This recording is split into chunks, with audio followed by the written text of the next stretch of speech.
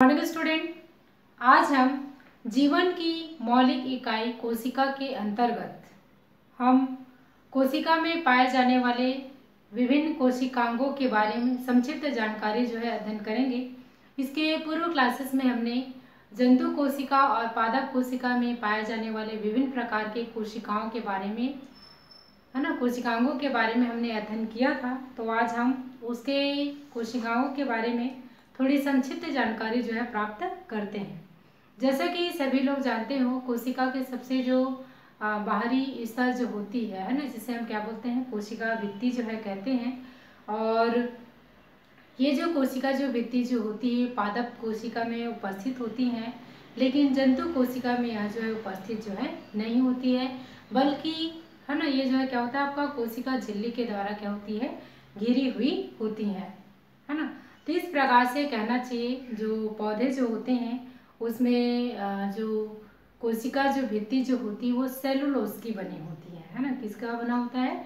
Cellulose का बना होता है। यह पौधे को क्या करता है, मतलब बाहरी जो स्ट्रक्चर है उसको मजबूती प्रदान करता है। तो एक प्रकार से मतलब रक्षात्मक आवरण प्रदान करता है, जिसे हम क्या कहते हैं, कोशिका भित्ति कहते हैं।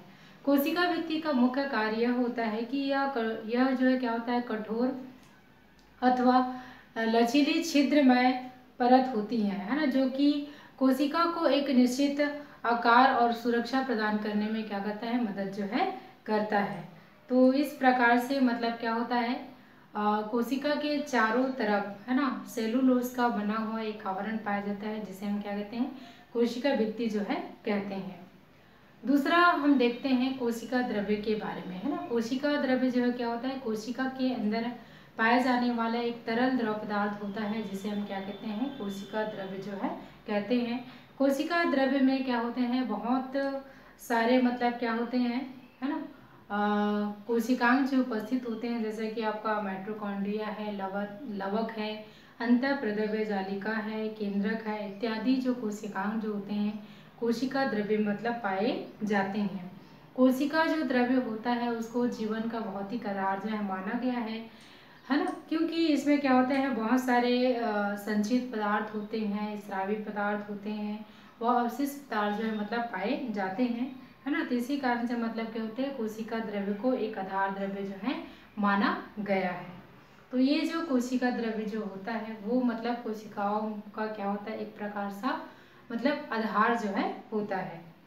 अब हम देखते हैं केंद्रक के बारे में, है ना। कोशिका के अंदर सबसे बड़ी जो कोशिकी संरचना होती है, जो कि आपका क्या होता है, केंद्रक होता है।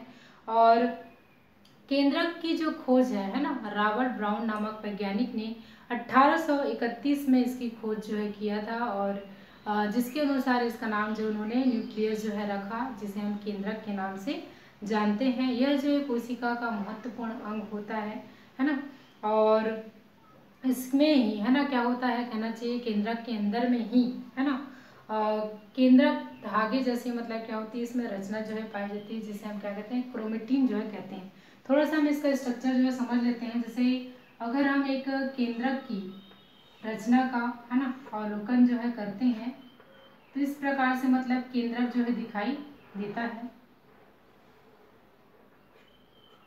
ये ठीक है। ये होता है सबसे बाहरी जो स्ट्रक्चर होती है, इसको हम क्या बोलते हैं, केंद्रक झिल्ली कहते हैं, ठीक है। ये होता है आपका एक क्या होता है, छिद्र होता है। तो चूंकि ये क्या है आपका केंद्र में होता है, तो ये क्या कहलाता है, आपका केंद्रक छिद्र कहलाता है, ठीक है। इसके अंदर में उपस्थित तरल द्रव पदार्थ होता है वो आपका केंद्रक द्रव्य कहलाता है। और इसमें कुछ जाल के समान इस प्रकार से संरचनाएं दिखाई देती है, जिसे हम क्या कहते हैं, आपका क्रोमेटिन जाल कहते हैं। और यही है आगे मतलब क्या करता है, आपका गुणसूत्र का निर्माण करता है। इसमें एक छोटा सा और अंडाकार भाग पाया जाता है, जिसको हम क्या बोलते हैं,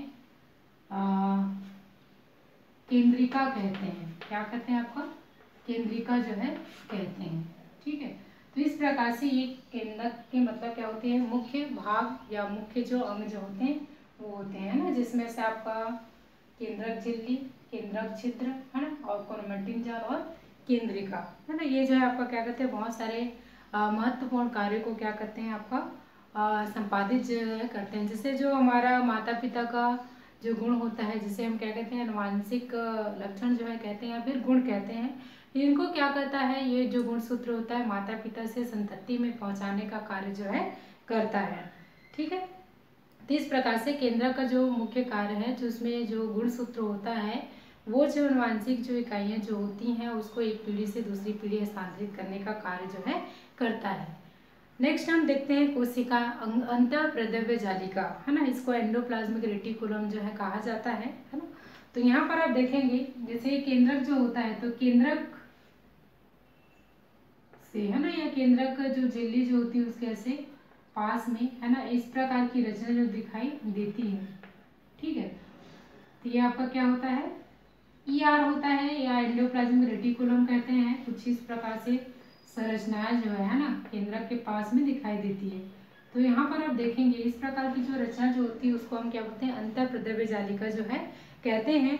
और ये जो है क्या होता है आपका कि इसमें मतलब दो प्रकार का ईआर जो है मतलब पाया जाता है। एक जो होता है आपका चिकने प्रकार का ईआर होता है और दूसरा जो होता है आपका खुरदुरे प्रकार का।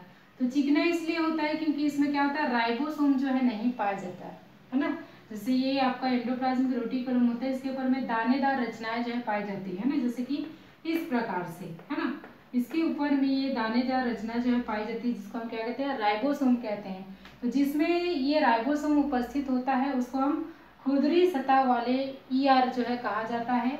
और जिसमें ये राइबोसोम अनुपस्थित रहता है उसको हम क्या बोलते हैं, चिकनी सतह वाले ईआर जो है कहा जाता है। तो इस प्रकार से, है ना, अंतःप्रद्रव्य जालिका जो है दो प्रकार का होता है, चिकनी अंतःप्रद्रव्य जालिका और दूसरा जो होता है खुरदरा अंतःप्रद्रव्य जालिका, है ना। यह जो है मुख्यतः क्या करता है, वसा बनाने में क्या करता है, मदद जो है करता है। इसके अलावा प्रोटीन संश्लेषण का कार्य भी जो है करता है। इसके अलावा प्रोटीन और जो वसा से जो झिल्लियां है ना बनता है उसका क्या कहते हैं, मरम्मत करने का कार्य भी करते हैं। ठीक है, अगला हम देखते हैं क्या, गोल्जी काय। गोल्जी काय जो है क्या होता है, जैसे ये केंद्रक है, तो ये जो केंद्रक की जो ऊपरी सतह जो होती है ना, या ऊपरी भाग होता है, वहां पर ऐसे प्लेट नुमा जो है संरचनाएं जो है पाई जाती है ना, जिसको क्या कहते हैं आपका गोल्जी काय जो है कहते हैं। क्या कहते हैं आपका, गोल्जी काय कहते हैं। तो इसके बारे में, है ना, कैमिलो गोल्जी नामक वैज्ञानिक ने, है ना, सन 1897 में इसके बारे में उन्होंने बताया था।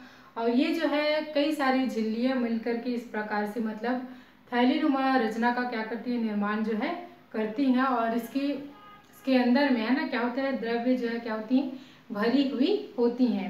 राइबोसोम पर जो बने जो प्रोटीन व अन्य पदार्थ जो गोल्जी काय में, है ना, क्या होते हैं, पहुंचाए जाते हैं। और गोल्जी काय का जो कार्य होता है वो पदार्थों के अवगमन से पहले, है ना, पैकेजिंग का कार्य जो है करते हैं। और प्रोटीन तथा अन्य पदार्थ जो है थैलीनुमा रचनाओं या अन्य भागों तक या अन्य अंगों तक क्या करते हैं, पहुंचाए जो है जाते हैं। तो इस प्रकार से, है ना, थैलीनुमा जो संरचना है, यानी कि बहुत सारी जो झिल्लियां जो होती है वो एक क्या करती है, थैलीनुमा या झिल्लियों से बना एक रचना का निर्माण करती है, जिसे क्या कहते हैं, गोल्जी काय जो है कहते हैं, या गोल्जी काय उपकरण जो है कहते हैं, जिसे कैमिलो गोल्जी ने मतलब प्रस्तुत जो है किया था। अगला देखते हैं हम लाइजोसोम। कोशिका में, है ना, कुछ ऐसे मतलब रचनाएं जो है पाई जाती हैं, है ना, जिसको क्या कहते हैं, लाइजोसोम जो है कहा जाता है ना। तो लाइजोसोम में मतलब क्या होते हैं, ऐसे बहुत सारे विघटनकारी जो है एंजाइम जो है मतलब पाए जाते हैं, है ना, जो कि मतलब क्या करते हैं, जो स्वयं की जो कोशिका जो होती है उसको क्या कर देते हैं, नष्ट करने का कार्य जो है करते हैं। तो इस कारण से मतलब जो लाइजोसोम जो होता है उसे हम क्या कहते हैं, आत्महत्या की थैली जो है कहते हैं। यानी कि बहुत सारे उसमें क्या पाते हैं, विकर या एंजाइम जो है पाए जाते हैं, जो स्वयं की कोशिका को कभी कभी क्या कर देते हैं, नष्ट कर देते हैं। इसी कारण से इसको क्या कहते हैं, लाइजोसोम को आत्महत्या की थैली जो है कहा जाता है, या लाइजोसोम को सुसाइडल बैग या फिर आत्मघाती झोला भी कहा जाता है। ठीक है, अगला हम देखते हैं कि इसमें मुख्य रूप से, है ना, जैसे आपका जो माइटोकॉन्ड्रिया जो है ना किस प्रकार से इसमें दिखाई देता है कोशिका के अंदर में, तो उसके संरचना के बारे में हम थोड़ा सा देख लेते हैं। इस प्रकार की संरचना आपको दिखाई देती है ना, इस टाइप का। ये आपका क्या होता है, माइटोकॉन्ड्रिया जो है मतलब कहा जाता है। तो इसमें क्या होता है, जो माइटोकॉन्ड्रिया जो होता है इसमें ऊर्जा जो है क्या होता है, एटीपी के रूप में क्या होता है, संचित होता है। और आवश्यकता अनुसार कोशिकाओं को जब क्या होती है, ऊर्जा की आवश्यकता होती है, तो यही एटीपी ऊर्जा जो है सभी कोशिकाओं तक पहुंचा दिया जाता है। तो माइटोकॉन्ड्रिया जो होती है एक प्रकार से मतलब श्वसन इकाई होती है, जो श्वसन की क्रिया में महत्वपूर्ण भूमिका जो है निभाता है। और ये कोशिका की है ना जीवित क्रियाओं का ऊर्जा स्रोत जो है हमेशा बने रहता है। और ये क्या करता है, आनुवांशिक पदार्थ के होने से है ना क्या कहता है, माइटोकॉन्ड्रिया जो क्या होता है विभाजित होता है। और आनुवांशिक जो गुण होता है वो एक पीढ़ी से दूसरी पीढ़ी में क्या कहता है, पहुंचाने का कार्य जो है करता है। ठीक है, तो ये आपका क्या है, माइटोकॉन्ड्रिया की संरचना के बारे में। तो माइटोकॉन्ड्रिया में थोड़ा सा और देखेंगे, इसके अंदर में है ना ऐसे उंगली के समान छोटे छोटे और प्रवर्ध जो है अंदर में निकले हुए होते हैं, जिसे हम क्या कहते हैं, एफ कण जो है कहते हैं। क्या कहते हैं, आपका एफ कण जो है कहते हैं। तो ये जो आपका माइटोकॉन्ड्रिया जो होता है इसे दोहरी इस तरह से मतलब क्या होता है, मिलकर के मतलब बना होता है। यानी कि दो आवरण में, एक बाहरी आवरण और दूसरा आंतरिक आवरण से क्या होता है, घिरा होता है। इसके अंदर में क्या होता है, उंगली के समान जो प्रवर्ध पाए जाते हैं जिसको क्या कहते हैं, एफ कण जो है कहते हैं, है ना। ये आपका क्या है, माइटोकॉन्ड्रिया की संरचना के बारे में संक्षिप्त जानकारी। अगला हम देखते हैं लवक के बारे में। लवक यानी कि जो पादप कोशिका जो होती है उसमें क्या होता है, लवक जो है उपस्थित होता है, जिसके ज्ञान से पेड़ पौधे जो है अपना भोजन जो है निर्माण जो है कर सकते हैं। लेकिन जो जंतु कोशिका जो होती है उसमें लवक जो है नहीं पाया जाता है। ठीक है, तो हम लवक की संरचना के बारे में थोड़ा सा देखते हैं। यहाँ पर ये मान लीजिए है ना, ये आपका क्या है, लवक की संरचना है। तो लवक जो है क्या होती है, दोहरी इकाइयों से मतलब मिलकर बना होता है। ये सबसे क्या होता है, आपका बाहरी स्तर होता है या बाहरी आवरण होता है। अंदर वाला जो होता है उसको आंतरिक स्तर। ठीक है, इस प्रकार से ये दो स्तरों से क्या होता है, मिलकर बना होता है। इसमें यहाँ पर देखेंगे ऐसे अंदर में प्लेट नुमा ऐसे आकृति जो है मतलब पाई जाती है। ठीक है, प्लेट नुमा क्या होती है, बहुत सारी आकृति जो है मतलब पाई जाती है, जिसे हम क्या कहते हैं, ग्रेना कहते हैं। क्या कहते हैं इसको, ग्रेना कहते हैं। और ये ऐसे एक इकाई जो होती है उसको हम क्या बोलते हैं, ग्रेनम कहते हैं। क्या कहते हैं, ग्रेनम कहते हैं। और यहाँ पर देखिए ये खाली जो भाग है ना, जहाँ पर मैट्रिक्स जो उपस्थित होता है इसको हम क्या कहते हैं, स्ट्रोमा कहते हैं। क्या कहते हैं, स्ट्रोमा कहते हैं। और ये जो ग्रेना जो है क्या होता है, एक दूसरे से ऐसे छोटे छोटे तंतुओं से मतलब क्या होता है, जुड़ा होता है ना, जिसको हम क्या बोलते हैं, लैमिली कहते हैं। लैमिली से क्या होता है, ग्रेना जो है एक दूसरे से क्या होते हैं, जुड़े हुए होते हैं। तो ये जो प्लास्टिक जो होता है क्या करता है, आपको प्रकाश संश्लेषण का कार्य जो है करता है। तो प्रकाश संश्लेषण की जो है क्या होते हैं, दो प्रकार से अभिक्रिया इसमें होती है। एक आपका प्रकाशीय अभिक्रिया और दूसरा अप्रकाशीय अभिक्रिया। तो प्रकाशीय जो अभिक्रिया जो होती है वो किसमें होता है, आपका ग्रेना में होता है। और जो अप्रकाशीय जो अभिक्रिया जो होता है वो क्या होता है, आपका स्ट्रोमा में जो है होता है। तो ये था आपका क्या, लवक की संरचना के बारे में, जो दो स्तरों से मतलब क्या होता है, मिलकर बना होता है, एक बाहरी स्तर एक आंतरिक स्तर में। आगे हम थोड़ा सा देखते हैं कि वर्णक की उपस्थिति के आधार पर ये जो है दो प्रकार का होता है, एक रंगहीन लवक होता है, दूसरा जो होता है रंगीन लवक होता है।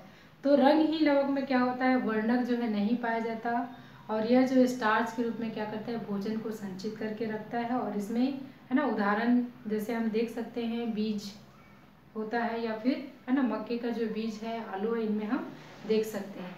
दूसरा होता है आपका रंगीन। इसमें क्या होता है, वर्णक जो है पाए जाते हैं। तो ये जो है कई प्रकार से हो सकते हैं, जैसे बीज है, पुष्प है, फल है ना। इसमें आप लोग देखेंगे कि कई प्रकार के मतलब अलग अलग रंगों में मतलब पाए जाते हैं। जैसे हरे रंग के लवक को हम क्या बोलते हैं, आपका क्लोरोप्लास्ट जो है करते हैं, है ना। तो ये जो है कई प्रकार के आकृति में होता है, जैसे डिशनुमा में, अंडाकार में, लेंस के आकार का, सीढ़ीनुमा, सितारेनुमा, कुंडलाकार, है ना, इत्यादि आकार में यह जो है उपस्थित होता है। तो इस प्रकार से मतलब क्या होता है, वर्णक की उपस्थिति के आधार पर ये जो दो प्रकार के होते हैं, एक रंगहीन लवक और दूसरा रंगीन लवक के बारे में। ठीक है, तो ये था आपका कोशिका के अंदर मतलब पाए जाने वाले महत्वपूर्ण कोशिकांगों के बारे में। धन्यवाद।